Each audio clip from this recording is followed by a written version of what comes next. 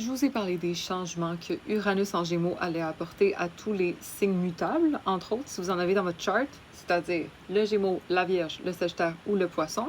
Mais on va regarder, dépendamment de quelle planète est dans ces signes-là, ben c'est quoi qui va être changé, révolutionné pour vous. On y va à base de mon atelier astro de la diète mentale. Let's go. Si c'est votre soleil qui est dans ces signes-là, c'est votre identité qui va se révolutionner. Ça se peut qu'on ait une petite crise identitaire ou qu'on ait envie de faire les choses à notre façon, être plus autonome, être plus indépendant de notre personne. Moi, quand Uranus a fait une opposition à mon soleil, je suis devenue entrepreneur.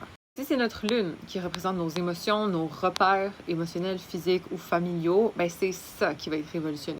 Avec une envie de liberté au niveau émotionnel, d'une situation qui nous limite ou simplement de devenir plus autonome émotionnellement aussi. En ayant déménagé, en sortant des repères familiaux pour être vraiment sa propre personne, son individualité à soi, créer sa sécurité émotionnelle et ne dépendre de personne. Si c'est Mercure, c'est nos façons de penser qui vont se révolutionner. On a envie d'apprendre des nouvelles choses, de parler différemment, de dire plus qu'est-ce qu'on pense avec authenticité, exemple. Si c'est Vénus, c'est notre rapport à l'amour qui va se transformer ou à l'amour de soi aussi. Être certain que nos liens actuels, la relation qu'on a avec les autres et aussi celle avec nous, respectent notre authenticité. Encore une fois, c'est le mot-clé. Donc, ça se peut qu'on fasse des nouvelles rencontres, ça se peut qu'on se détache de liens qui nous retiennent, ça se peut qu'on ose mettre notre individualité un petit peu plus de l'avant dans nos relations actuelles. Ça se peut qu'on change notre style, parce que Vénus, c'est aussi l'esthétique. Ça se peut qu'on change qu'est-ce qu'on valorise aussi. Mais tout ça à base de liberté, de changement, d'innovation, de révolution, de notre rapport à l'amour, à l'esthétique ou aux valeurs. Si c'est Mars, c'est notre pouvoir d'action qui va se transformer.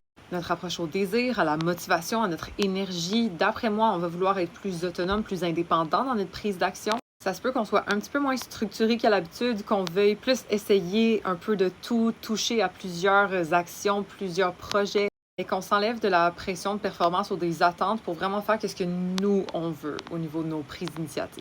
Peut-être qu'on prenne des risques un peu moins calculés qu'à l'habitude, puis qu'on s'essaye.